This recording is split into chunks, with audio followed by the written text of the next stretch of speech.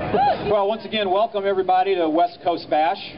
We got the weather cleared up just a little bit so that we're not, at least if we're standing in the mud, we're not being rained on while it's happening.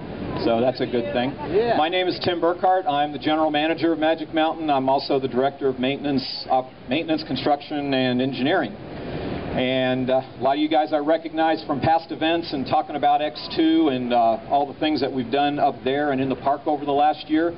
And it is very much my pleasure to talk to you today about the newest project that we've been working on, and that is Terminator Salvation, the ride. Real happy to be adding another wooden roller coaster to the coaster lineup at Magic Mountain. I think that Cyclone had to leave for a lot of reasons, and I'm real happy that we're able to replace it so quickly with a ride that I think is going to really replace Cyclone in more ways than one. I will venture a guess that all of you had ridden Cyclone and understood some of the reasons and some of the issues that it had. Terminator Salvation, I'm real confident, is not going to have any of those issues. I think if you look at this structure, look at how thick it is, look at how much is there supporting the track. That is a very good sign to me that we're going to have a very long and ease of maintenance life on Terminator Salvation, the ride.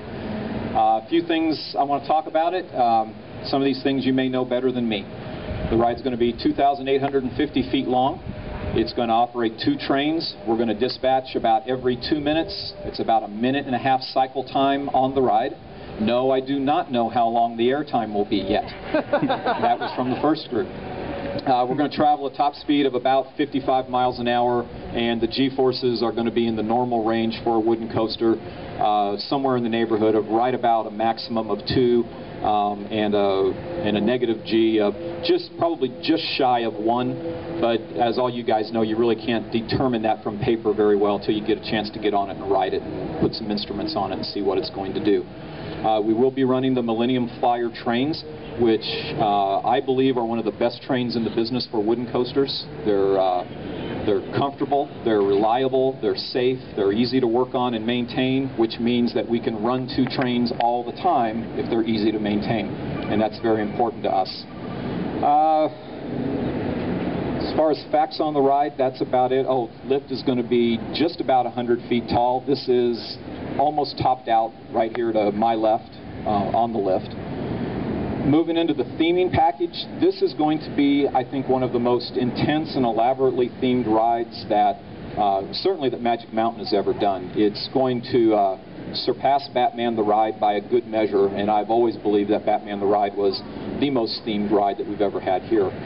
Terminator Salvation, the ride, if you've followed that at all or have any idea of what's going to be on with that, it's the latest in the series of the Terminator movies, and it deals with, takes place in 21st century Los Angeles, the Armageddon that it has occurred after the Terminators have basically taken over the world. I don't want to tell you too much more than that, or the movie people will get mad at me, and I can't tell you too much more about the theming, or the theming people will get mad at me.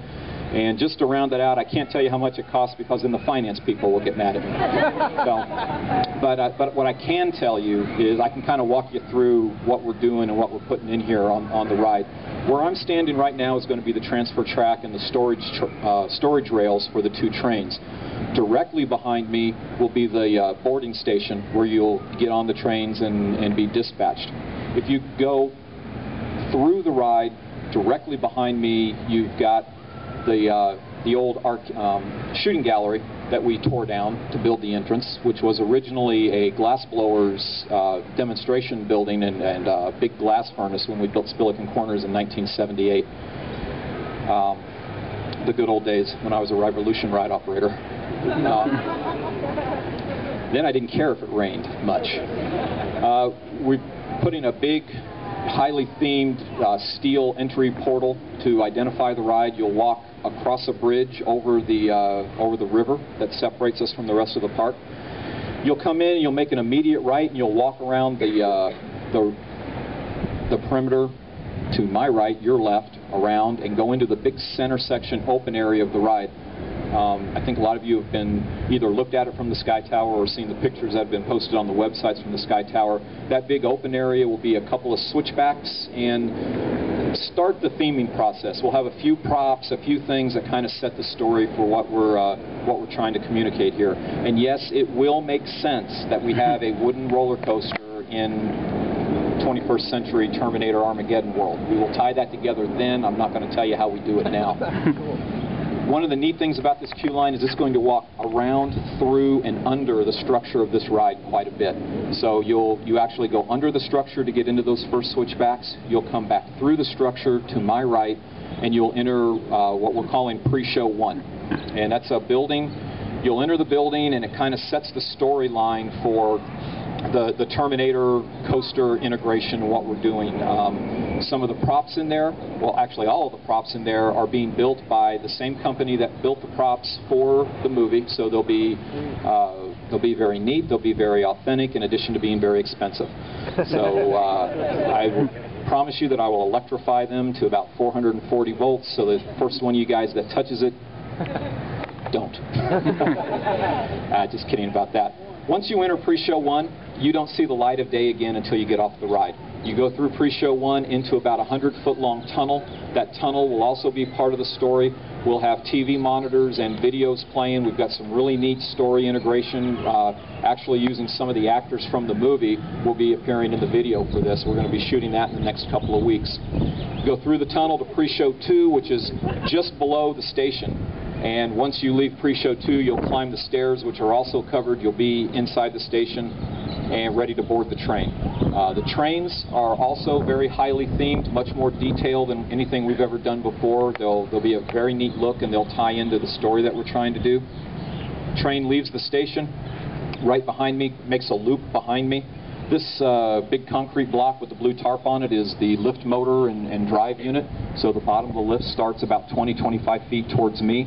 You'll run up to the top, make that first turn, that first drop. You see that the track is highly banked, highly twisty, which in my mind always leads to a more comfortable wooden coaster experience when you've got the high banks and the turns.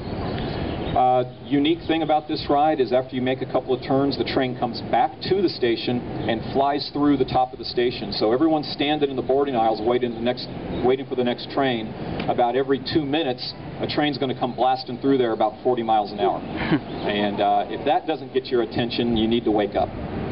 So we've got some neat theming things that are going to happen out on the track to, again, support the storyline. But like I told the last group, I'm not about to reopen the X2 tunnel debacle by saying what it is before we get it all finalized. So we're still working out details on those things. As you can imagine, working with a major Hollywood movie before it's released, it is tough to get consensus and agreement and everything with all the different people that hold all the different rights to all the different characters and all the different properties. So it is one of the more challenging, it's the most challenging aspect of this ride. Building the ride is always the easiest part of the project. So you'll come back to the station, go down the exit, and go back across the same bridge that you entered, and the ride will actually exit through a store that will be filled with enormous opportunities for us to empty your pockets before you leave. So that is about the gist of what we've got going on.